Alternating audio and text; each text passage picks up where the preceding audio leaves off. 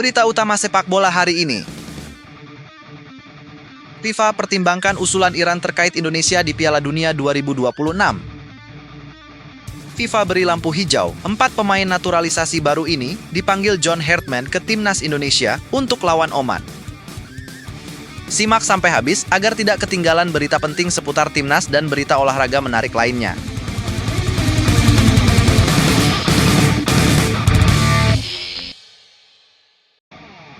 FIFA pertimbangkan usulan Iran terkait Indonesia di Piala Dunia 2026.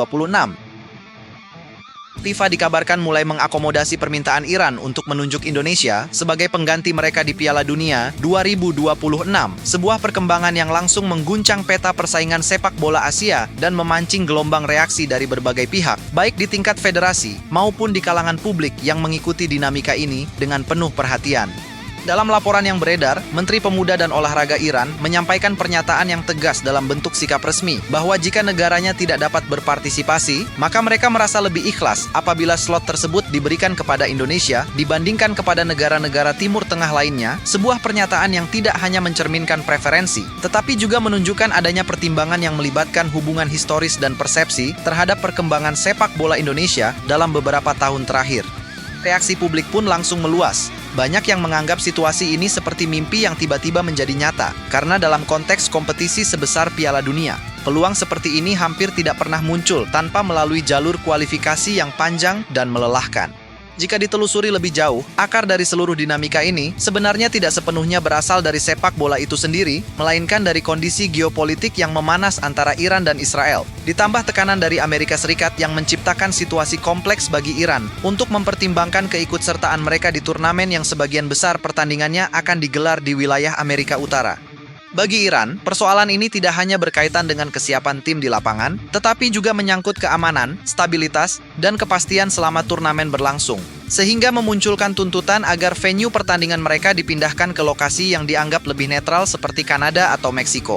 Namun, permintaan tersebut menghadapi tantangan besar, karena struktur tuan rumah telah ditetapkan sejak lama oleh FIFA, dan perubahan dalam skala tersebut akan berdampak luas, baik secara logistik maupun dalam aspek politik internasional yang sensitif. Ketika permintaan itu tidak mendapatkan kepastian yang diharapkan, wacana mengenai kemungkinan mundurnya Iran dari Piala Dunia mulai menguat dan berkembang menjadi topik utama dalam diskusi sepak bola global. Di tengah ketidakpastian tersebut, muncul pernyataan dari Presiden Federasi Sepak Bola Iran yang secara terbuka menyampaikan bahwa jika Iran benar-benar tidak dapat berpartisipasi, maka slot mereka sebaiknya diberikan kepada Indonesia, sebuah usulan yang langsung menarik perhatian, karena tidak mengikuti pola umum dalam mekanisme penggantian peserta. Biasanya, slot yang kosong akan diperebutkan melalui jalur kompetitif seperti playoff atau penyesuaian berdasarkan peringkat, bukan melalui penunjukan langsung oleh negara yang mengundurkan diri. Namun dalam kasus ini, faktor hubungan bilateral dan persepsi terhadap perkembangan sepak bola Indonesia menjadi alasan yang diangkat untuk mendukung usulan tersebut. Alasan yang disampaikan Iran tidak berdiri sendiri, karena mereka melihat Indonesia sebagai negara sahabat dengan hubungan yang relatif baik, serta sebagai representasi dari negara yang sedang mengalami perkembangan signifikan dalam sepak bola, baik dari sisi infrastruktur, pembinaan pemain, maupun eksposur di level internasional. Hal ini menjadikan Indonesia sebagai simbol peluang baru di Asia, bukan hanya sebagai peserta tambahan, tetapi sebagai bagian dari narasi yang lebih besar tentang kebangkitan sepak bola di kawasan. Namun demikian, keputusan ini tidak berjalan tanpa hambatan, karena negara lain seperti Uni Emirat Arab langsung bergerak cepat untuk mengamankan kepentingan mereka, melakukan pendekatan dan lobi, agar jika slot tersebut benar-benar tersedia, maka mereka yang seharusnya menjadi pengganti. Langkah yang diambil Uni Emirat Arab bukan tanpa dasar, karena secara pengalaman dan posisi di kawasan, mereka memiliki rekam jejak yang lebih mapan, sehingga merasa memiliki legitimasi untuk bersaing dalam perebutan slot tersebut. Oman juga disebut sebagai salah satu pihak yang memiliki kepentingan dalam dinamika ini, menambah kompleksitas persaingan yang tidak hanya terjadi di atas lapangan, tetapi juga di ranah diplomasi olahraga. Namun demikian, Iran tetap pada pendirian awal mereka, dan pernyataan dari Menteri Pemuda dan Olahraga Iran kembali menegaskan bahwa preferensi mereka tidak berubah, bahwa Indonesia tetap menjadi pilihan utama jika mereka harus mundur, sebuah sikap yang memperkuat arah narasi dan memberikan tekanan tambahan kepada FIFA dalam proses pengambilan keputusan. Di sisi lain, FIFA menghadapi dilema yang tidak sederhana karena harus menyeimbangkan antara kepatuhan terhadap regulasi yang berlaku, prinsip keadilan dalam kompetisi, dan realitas geopolitik yang tidak dapat diabaikan. Dalam kondisi normal, penggantian slot Piala Dunia akan dilakukan melalui mekanisme yang telah ditentukan, seperti play-off antar tim yang memenuhi kriteria tertentu atau berdasarkan peringkat resmi. Namun, situasi yang melibatkan faktor eksternal seperti ini menuntut fleksibilitas dalam pengambilan keputusan, meskipun fleksibilitas tersebut berpotensi memicu kontroversi jika dianggap tidak adil oleh pihak lain. Sejumlah sinyal yang beredar menyebutkan bahwa FIFA telah memberikan indikasi awal terhadap kemungkinan skenario di mana Indonesia menjadi pengganti, namun keputusan final belum diumumkan secara resmi, sehingga ruang spekulasi masih terbuka lebar. Pada titik ini, tensi mulai meningkat karena AFC sebagai konfederasi Asia tidak sepenuhnya diam, melainkan mulai menunjukkan sikap yang mengarah pada perlunya menjaga prinsip kompetisi yang adil. Beberapa pihak di kawasan menilai bahwa jika Iran mundur, maka slot tersebut seharusnya diperebutkan melalui play-off, sehingga semua tim yang memiliki peluang dapat bersaing secara terbuka di lapangan, bukan melalui penunjukan langsung yang berpotensi menimbulkan ketidakpuasan. Nama-nama seperti Uni Emirat Arab dan Oman kembali muncul sebagai kandidat yang merasa berhak untuk ikut dalam proses tersebut, memperkuat argumen bahwa mekanisme kompetitif tetap harus dijalankan demi menjaga kredibilitas sistem yang ada. Jika FIFA tetap memilih untuk menunjuk Indonesia secara langsung, maka hal ini berpotensi memicu konflik baru di dalam kawasan Asia, bukan dalam bentuk konflik geopolitik, tetapi dalam bentuk perbedaan kepentingan dan persepsi mengenai keadilan dalam sepak bola. AFC kemungkinan akan berada dalam posisi untuk menuntut peninjauan kembali atau setidaknya meminta transparansi dalam proses pengambilan keputusan. Di tengah semua dinamika tersebut, publik Indonesia berada dalam kondisi yang unik, berada di antara rasa tidak percaya dan harapan yang begitu besar, karena peluang yang sebelumnya terasa mustahil kini terlihat semakin nyata. Reaksi masyarakat meluas, dengan banyak yang menganggap situasi ini sebagai momen langka yang tidak boleh disia-siakan. Namun di balik euforia tersebut, terdapat kesadaran bahwa semua ini masih bergantung pada satu keputusan akhir yang belum diumumkan, sehingga ketidakpastian tetap menjadi bagian dari perjalanan yang sedang berlangsung. FIFA kini berada di titik krusial, di mana mereka harus menentukan arah yang akan diambil. Apakah mengikuti permintaan Iran yang secara jelas menunjuk Indonesia sebagai pengganti, atau tetap mempertahankan jalur kompetitif dengan membuka play-off darurat yang melibatkan tim-tim lain di Asia?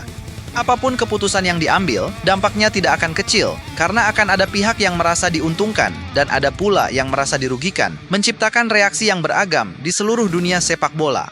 Dalam konteks yang lebih luas, keputusan ini berpotensi menjadi salah satu momen paling kontroversial dalam perjalanan menuju Piala Dunia 2026, karena menyentuh aspek fundamental dari sistem kompetisi yang selama ini dijunjung tinggi. Pada titik ini, pertanyaan yang muncul bukan lagi tentang kemungkinan, melainkan tentang waktu dan arah keputusan yang akan diambil. Karena semua elemen sudah bergerak, Iran telah menentukan sikap, lobi-lobi telah berlangsung, tekanan dari kawasan semakin terasa, dan FIFA tinggal selangkah lagi untuk menetapkan keputusan yang akan mengubah jalannya cerita ini secara keseluruhan.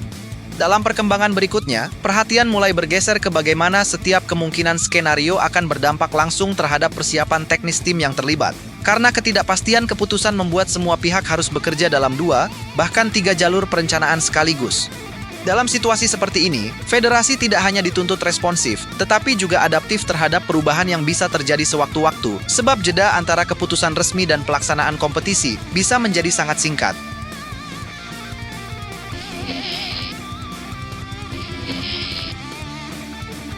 FIFA beri lampu hijau, 4 pemain naturalisasi baru ini dipanggil John Hartman ke Timnas Indonesia untuk lawan Oman. Euforia perlahan berubah menjadi ekspektasi yang jauh lebih besar ketika sinyal dari FIFA benar-benar mengarah pada satu kemungkinan yang selama ini hanya menjadi bahan spekulasi, yaitu kehadiran wajah-wajah baru dalam skuad Timnas Indonesia yang disiapkan khusus untuk menghadapi ujian penting melawan Timnas Oman. Dalam konteks ini, laga yang dijadwalkan berlangsung pada tanggal 5 Juni 2026 di Stadion Utama Gelora Bung Karno bukan lagi sekadar pertandingan uji coba biasa, tetapi berubah menjadi panggung evaluasi besar bagi arah pembangunan tim ke depan, terutama di bawah kendali pelatih anyar John Hartman yang mulai menunjukkan pendekatan berbeda dalam membentuk kerangka skuadnya. Kepastian jadwal ini sendiri tidak datang secara tiba-tiba, karena sebelumnya sudah ada sinyal kuat dari Erick Thohir yang menyampaikan dalam pernyataan resmi bahwa federasi tengah mengunci satu lawan untuk tanggal yang telah ditargetkan. Dan pernyataan tersebut berbunyi bahwa pihaknya sedang mencari lawan untuk bulan Juni, dengan harapan sudah mendapatkan satu tim untuk tanggal 5, meskipun pada saat itu belum bisa mengungkapkan identitas lawan sebelum semuanya benar-benar tertulis hitam di atas putih.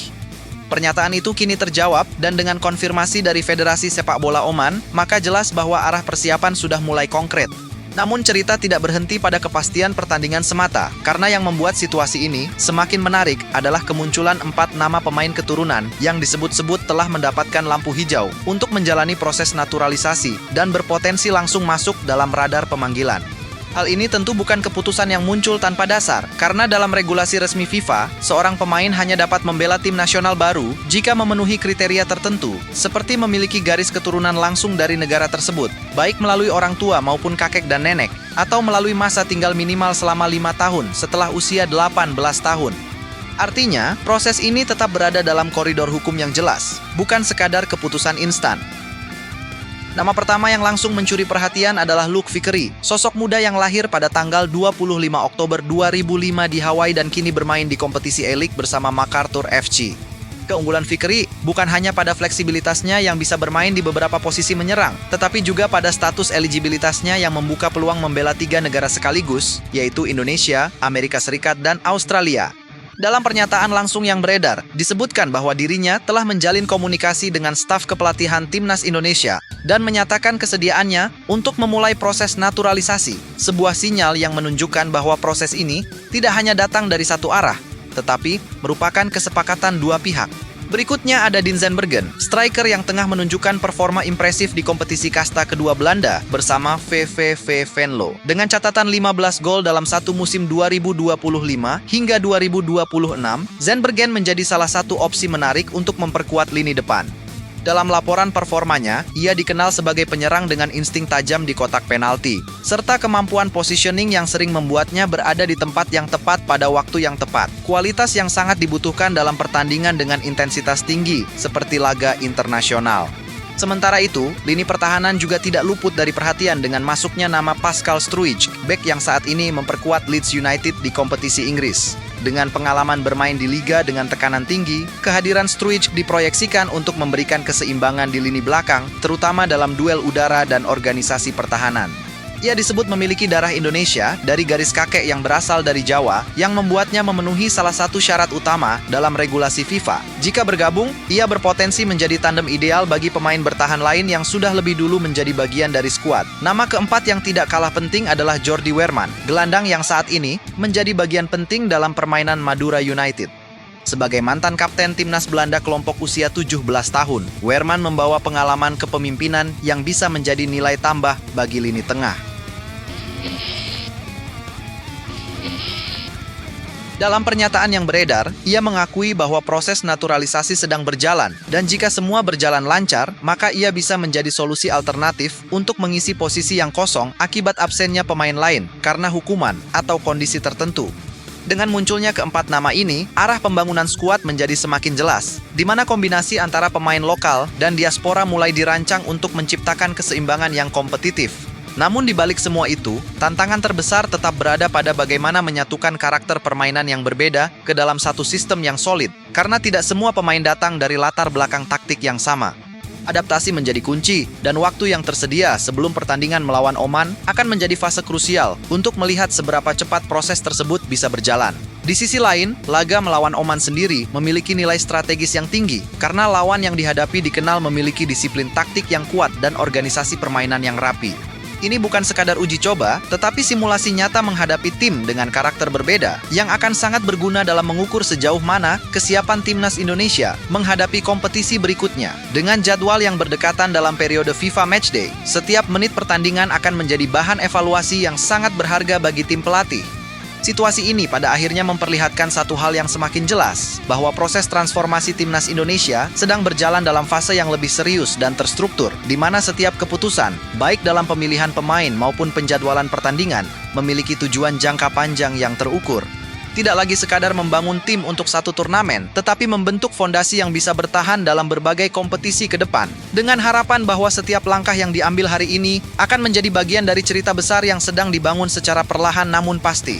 Tidak semua perubahan besar langsung terlihat dari hasil akhir pertandingan, justru seringkali yang lebih menentukan adalah bagaimana detail kecil mulai dibenahi secara konsisten dalam setiap sesi persiapan, karena dari situlah fondasi permainan dibangun secara perlahan tanpa banyak sorotan.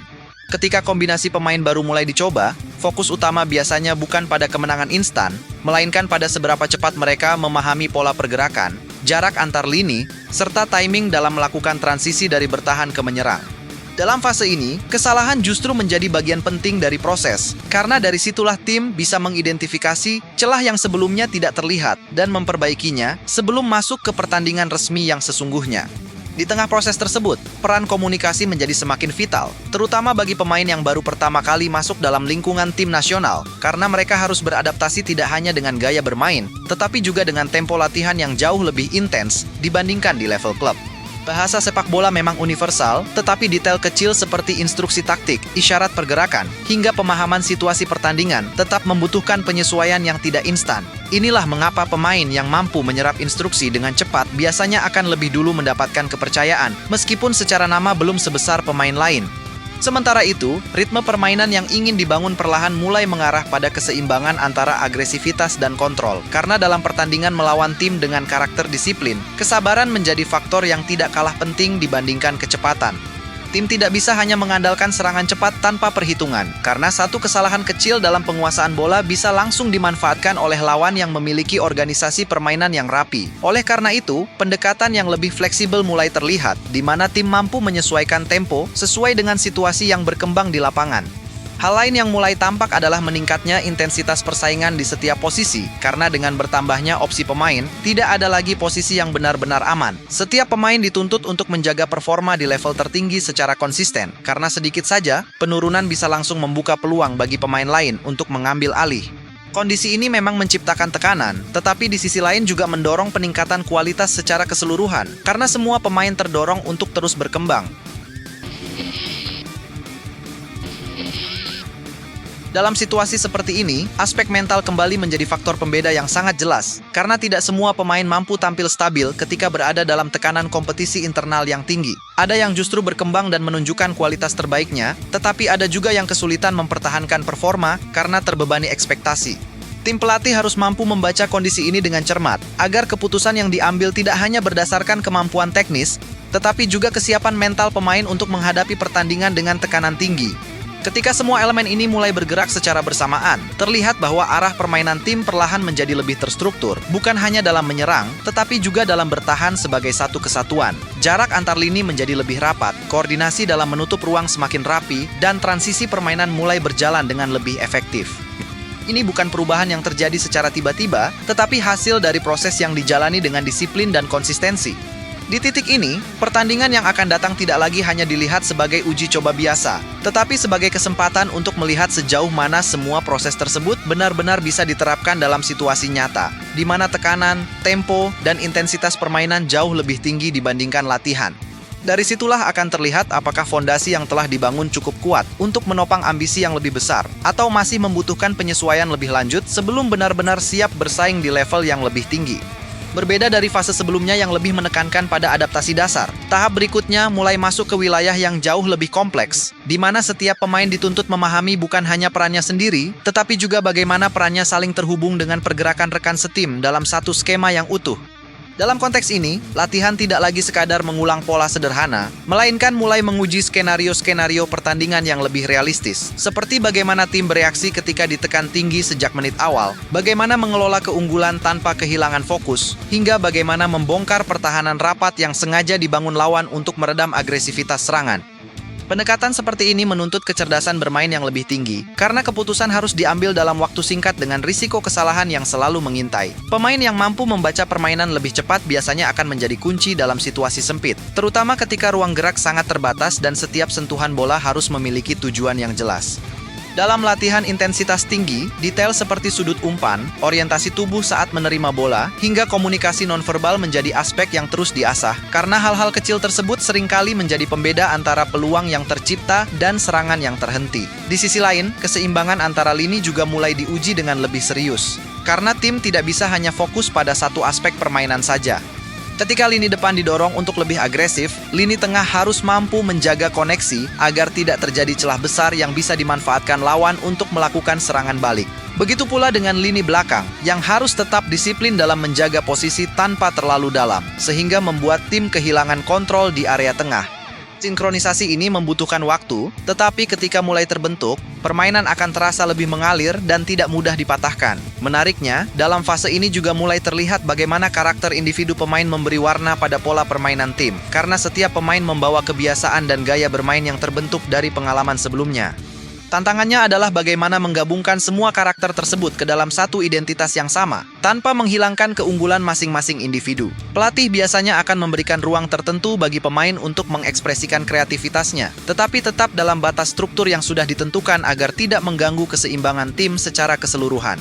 Sementara itu, aspek fisik juga tidak kalah penting, terutama dalam menjaga konsistensi performa sepanjang pertandingan. Intensitas permainan internasional menuntut stamina yang stabil dari awal hingga akhir, karena penurunan sedikit saja bisa berdampak besar terhadap kualitas permainan tim.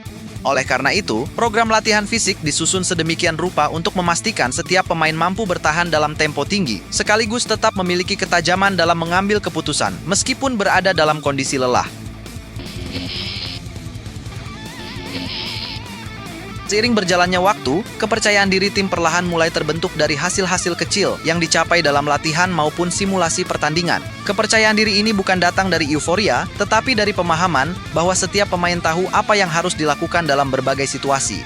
Ketika rasa percaya diri ini mulai menyatu dengan disiplin taktik, tim akan memiliki fondasi yang kuat untuk menghadapi tekanan pertandingan sebenarnya. Pada akhirnya, semua proses ini mengarah pada satu tujuan yang sama, yaitu memastikan bahwa ketika momen pertandingan tiba, tidak ada lagi keraguan dalam menjalankan rencana permainan. Setiap pergerakan sudah menjadi kebiasaan, setiap keputusan sudah terlatih, dan setiap pemain memahami perannya dengan jelas. Dari sinilah kualitas sebuah tim benar-benar diuji, bukan hanya dari kemampuan individu, tetapi dari seberapa baik mereka bisa berfungsi sebagai satu kesatuan yang solid di tengah tekanan kompetisi yang sesungguhnya.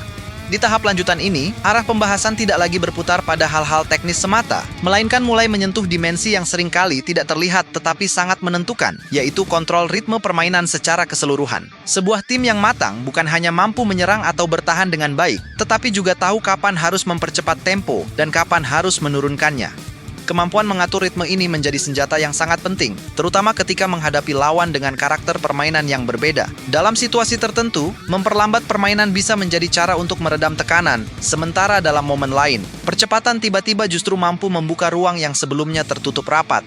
Penguasaan ritme juga berkaitan erat dengan kedewasaan dalam membaca momentum pertandingan. Tidak semua peluang harus dipaksakan, dan tidak semua tekanan harus dibalas dengan intensitas yang sama. Ada kalanya tim harus bersabar, menunggu celah, dan memanfaatkan satu momen kecil yang bisa mengubah jalannya pertandingan. Disinilah peran pemain-pemain kunci menjadi sangat vital, karena mereka biasanya memiliki insting yang lebih tajam dalam menentukan kapan harus mengambil risiko dan kapan harus bermain aman. Selain itu, komunikasi di dalam lapangan mulai berkembang menjadi lebih kompleks dan terstruktur. Tidak lagi sekadar instruksi sederhana, tetapi sudah mencakup koordinasi yang lebih halus antar lini. Pemain harus mampu memahami sinyal-sinyal kecil dari rekan setimnya, baik itu melalui gerakan, posisi tubuh, maupun kontak mata. Hal ini membuat permainan menjadi lebih dinamis dan sulit ditebak oleh lawan, karena keputusan bisa diambil secara spontan tanpa harus selalu bergantung pada instruksi verbal. Dalam konteks pertandingan dengan tekanan tinggi, aspek konsentrasi juga menjadi sorotan utama. Satu kesalahan kecil bisa berdampak besar, dan seringkali kesalahan tersebut bukan karena kurangnya kemampuan, tetapi karena hilangnya fokus dalam momen tertentu. Oleh karena itu, latihan tidak hanya dirancang untuk meningkatkan kemampuan teknis dan fisik, tetapi juga untuk melatih ketahanan konsentrasi dalam durasi panjang. Pemain dituntut untuk tetap tajam sejak menit awal hingga akhir, tanpa kehilangan disiplin dalam menjalankan peran masing-masing. Hal lain yang mulai terlihat jelas adalah bagaimana fleksibilitas taktik menjadi kebutuhan mutlak dalam permainan modern. Sebuah tim tidak bisa hanya mengandalkan satu skema, karena lawan akan dengan cepat menemukan cara untuk mengantisipasinya. Kemampuan untuk beradaptasi, mengubah pendekatan permainan di tengah pertandingan, dan merespons situasi yang berkembang menjadi nilai tambah yang sangat penting. Fleksibilitas ini tidak berarti bermain tanpa arah, tetapi justru menunjukkan kedalaman pemahaman tim terhadap berbagai kemungkinan yang bisa terjadi di lapangan. Seiring meningkatnya kompleksitas permainan, hubungan antara pemain dan pelatih juga menjadi semakin penting, karena kepercayaan menjadi dasar dari setiap keputusan yang diambil. Pemain harus percaya bahwa strategi yang diterapkan memiliki tujuan yang jelas, sementara pelatih harus percaya bahwa pemain mampu mengeksekusi rencana tersebut dengan baik. Ketika hubungan ini terbangun dengan kuat, komunikasi menjadi lebih efektif dan proses adaptasi berjalan lebih cepat. Dalam keseluruhan proses ini, satu hal yang mulai terbentuk secara perlahan adalah identitas permainan tim.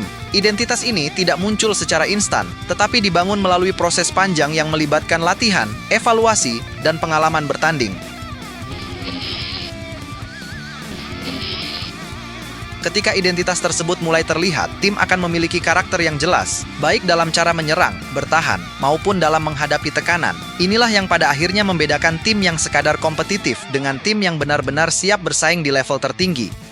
Tekanan eksternal yang terus berdatangan pada akhirnya tidak hanya menguji kualitas teknis para pemain, tetapi juga memaksa seluruh elemen tim untuk beradaptasi dengan dinamika yang berubah sangat cepat. Karena ketika isu naturalisasi, agenda pertandingan internasional, dan ekspektasi publik bertemu dalam satu waktu yang sama, maka yang dibutuhkan bukan sekadar kemampuan bermain, melainkan kecerdasan dalam membaca situasi secara menyeluruh.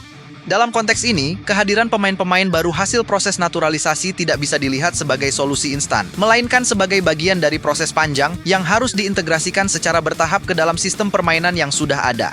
Setiap pemain memiliki latar belakang berbeda, pengalaman kompetisi yang tidak sama, serta ritme permainan yang mungkin belum sepenuhnya sinkron dengan karakter sepak bola Indonesia, sehingga diperlukan pendekatan yang lebih komprehensif dari tim pelatih untuk memastikan bahwa semua potensi tersebut bisa dimaksimalkan tanpa mengganggu keseimbangan tim secara keseluruhan.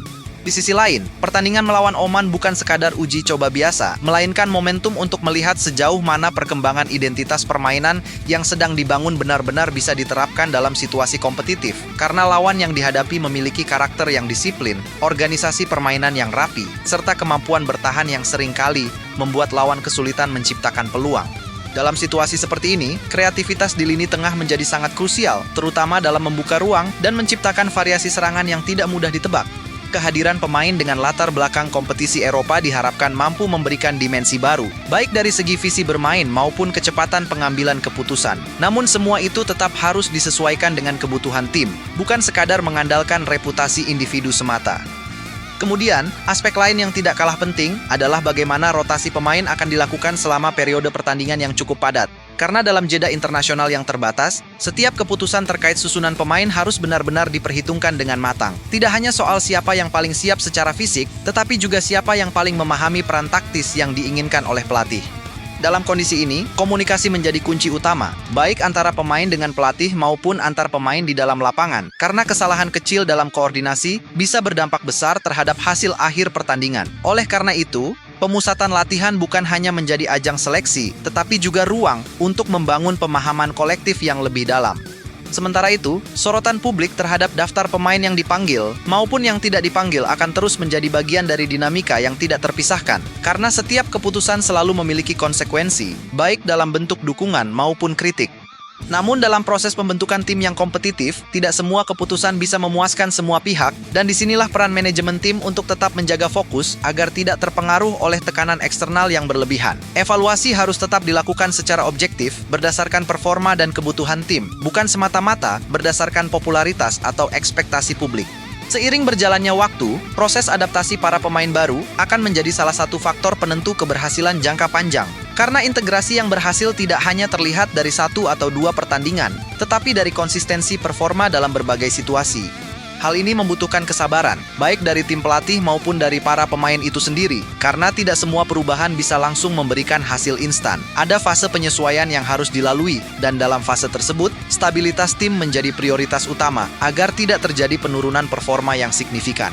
Di tengah semua itu, satu hal yang mulai terlihat adalah arah pembangunan tim yang semakin jelas, di mana kombinasi antara pemain lokal dan pemain naturalisasi mulai membentuk kerangka yang lebih kompetitif, dengan harapan mampu bersaing tidak hanya di level regional, tetapi juga di tingkat yang lebih tinggi. Namun, untuk mencapai itu semua, diperlukan konsistensi dalam perencanaan, keberanian dalam mengambil keputusan, serta kemampuan untuk belajar dari setiap pengalaman yang didapat, baik dalam kemenangan maupun dalam situasi yang tidak berjalan sesuai harapan. Ketika seluruh proses ini berjalan bersamaan, perhatian mulai bergeser ke bagaimana detail mikro dalam pertandingan bisa menjadi penentu hasil. Karena di level internasional, selisih kualitas antar tim seringkali tidak terlalu jauh, sehingga hal-hal kecil seperti keputusan sepersekian detik, akurasi umpan pertama, hingga posisi berdiri saat menerima bola bisa membawa dampak yang sangat besar. Dalam situasi tertentu, satu sentuhan yang tepat mampu membuka ruang yang sebelumnya tidak terlihat, sementara satu kesalahan sederhana bisa langsung berujung pada peluang bagi lawan. Oleh karena itu, pendekatan latihan pun mulai diarahkan untuk meningkatkan kualitas eksekusi dalam tekanan tinggi, di mana pemain tidak hanya dituntut benar secara teknik, tetapi juga cepat dalam membaca situasi yang terus berubah. Pendalaman terhadap skenario bola mati juga mulai mendapatkan porsi yang lebih besar karena dalam banyak pertandingan ketat, gol sering kali lahir dari situasi tersebut. Baik itu tendangan sudut, tendangan bebas, maupun lemparan ke dalam di area berbahaya, semuanya dipersiapkan dengan pola yang terstruktur dan variasi yang tidak mudah ditebak. Pemain dituntut untuk memahami peran masing-masing dengan presisi, mulai dari penempatan posisi hingga timing pergerakan. Karena keberhasilan dalam situasi ini sangat bergantung pada koordinasi yang sempurna antar pemain. Selain itu, pengelolaan emosi di dalam pertandingan menjadi aspek yang semakin disorot karena tekanan tidak hanya datang dari lawan, tetapi juga dari ekspektasi yang mengiringi setiap penampilan tim. Dalam kondisi tertentu, emosi yang tidak terkontrol bisa mengganggu konsentrasi dan memicu kesalahan yang seharusnya bisa dihindari. Oleh karena itu, pemain didorong untuk memiliki kontrol diri yang baik, tetap fokus pada permainan, dan tidak terpengaruh oleh situasi di luar kendali mereka, baik itu keputusan wasit maupun provokasi dari lawan. Di sisi lain, peran pemain cadangan juga mulai dipahami sebagai bagian integral dari strategi tim, bukan sekadar pelengkap. Dalam pertandingan dengan intensitas tinggi, pergantian pemain bisa menjadi faktor pembeda, terutama ketika tim membutuhkan energi baru atau perubahan pendekatan taktik. Pemain yang masuk dari bangku cadangan harus siap memberikan dampak instan, baik dalam menjaga tempo permainan maupun dalam menciptakan peluang. Hal ini menuntut kesiapan mental yang sama besarnya dengan pemain inti, karena mereka harus mampu langsung beradaptasi dengan situasi pertandingan yang sedang berjalan. Seiring meningkatnya kompleksitas permainan, analisis pasca pertandingan juga menjadi semakin mendalam. Tidak hanya melihat hasil akhir, tetapi juga mengevaluasi setiap aspek permainan secara detail. Data statistik, rekaman video, hingga analisis individu digunakan untuk mengidentifikasi kekuatan dan kelemahan tim, sehingga perbaikan bisa dilakukan secara spesifik. Proses ini membantu tim untuk terus berkembang, karena setiap pertandingan dijadikan sebagai bahan pembelajaran yang berharga. Dalam keseluruhan perjalanan ini, terlihat bahwa perkembangan tim tidak lagi bergantung pada satu atau dua faktor saja, melainkan pada sinergi dari berbagai elemen yang saling mendukung. Dari kualitas individu, pemahaman taktik, kesiapan fisik, hingga ketahanan mental, semuanya harus berada dalam level yang seimbang agar tim bisa tampil konsisten. Ketika semua aspek ini mulai terintegrasi dengan baik, permainan tim akan terlihat lebih matang, lebih terorganisir, dan lebih siap menghadapi berbagai tantangan yang muncul di setiap pertandingan. Seiring dinamika yang terus berkembang, pembahasan mulai merambah ke bagaimana tim mengelola fase transisi sebagai titik krusial yang sering kali menentukan arah pertandingan, karena momen perubahan dari menyerang ke bertahan atau sebaliknya selalu menghadirkan celah yang bisa dimanfaatkan jika tidak diantisipasi dengan baik.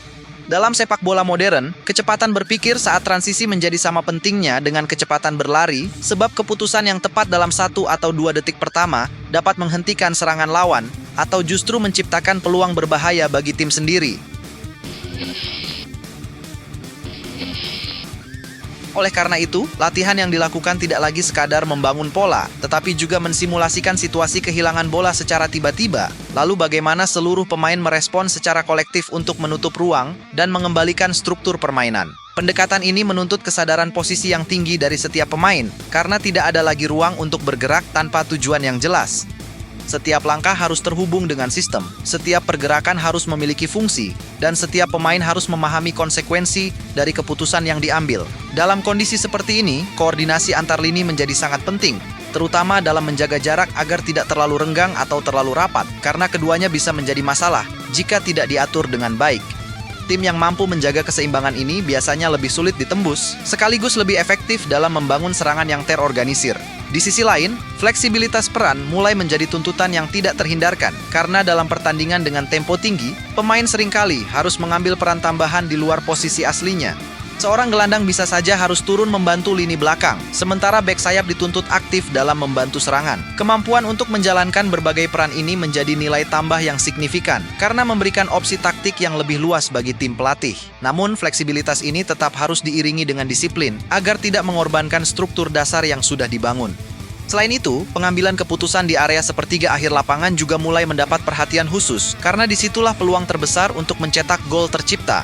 Dalam banyak kasus, masalah bukan terletak pada kurangnya peluang, tetapi pada kualitas keputusan di momen terakhir. Apakah harus menembak, mengumpan, atau menahan bola untuk menunggu dukungan? Pemain dituntut untuk memiliki ketenangan dalam situasi ini, karena terburu-buru justru sering berujung pada peluang yang terbuang. Latihan pun diarahkan untuk meningkatkan insting dalam membaca situasi, sehingga keputusan yang diambil lebih efektif dan efisien. Sementara itu, peran kepemimpinan di dalam lapangan mulai terlihat semakin jelas, karena dalam pertandingan yang berjalan dinamis, tidak semua instruksi bisa datang dari pinggir lapangan. Pemain yang memiliki kemampuan memimpin secara alami akan menjadi penghubung antara strategi pelatih dan implementasi di lapangan, memastikan bahwa tim tetap berada dalam jalur yang diinginkan meskipun situasi berubah dengan cepat. Kepemimpinan ini tidak selalu ditunjukkan melalui suara keras, tetapi juga melalui contoh dalam permainan, ketenangan dalam tekanan, dan kemampuan menjaga fokus tim secara keseluruhan. Dalam keseluruhan perkembangan ini, terlihat bahwa tim tidak hanya berkembang dari segi teknis, tetapi juga dari segi pemahaman permainan yang semakin matang. Setiap sesi latihan, setiap evaluasi, dan setiap pertandingan menjadi bagian dari proses pembelajaran yang berkelanjutan, di mana tujuan akhirnya bukan hanya meraih hasil positif, tetapi juga membangun fondasi yang kuat untuk menghadapi tantangan yang lebih besar di masa depan. Dalam fase berikutnya, perhatian tim mulai diarahkan pada pengelolaan ritme permainan yang seringkali menjadi pembeda antara tim yang mampu mengendalikan pertandingan dan tim yang hanya bereaksi terhadap tekanan lawan, karena tidak semua situasi harus dimainkan dengan tempo tinggi dan tidak semua momentum harus dipaksakan menjadi serangan cepat. Ada saatnya tim harus menurunkan intensitas, menguasai bola lebih lama, serta memancing lawan keluar dari struktur pertahanannya, sehingga ruang yang diinginkan bisa terbuka secara alami. Kemampuan untuk mengatur ritme ini menuntut kecerdasan kolektif, di mana setiap pemain memahami kapan harus mempercepat permainan dan kapan harus menahan, tanpa kehilangan arah dari strategi utama yang telah disusun.